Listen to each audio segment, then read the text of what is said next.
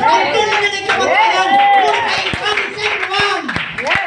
Busugin natin ang ating mga espiritu. Kung aso nandyan, reflection mga patinagad ng espiritu ng Panginoon. Kapag pinupusok natin ang ating mga espiritu, of course, amen, maaga-maaga pa, amen, wala pa na kapatinan, ang pagkakasamahan, Lord, pagpalaan ng ating servisyo, o God, manalangin ka ron.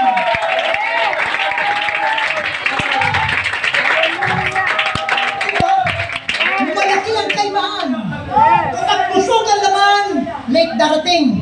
Pero pag busog ang espiritu, amen, kahit walang mo sila, magdilibog sila, nananalangin ang mga moral, nananalangin ang mga gagamitin, nananalangin ang pananambahan ng mundo.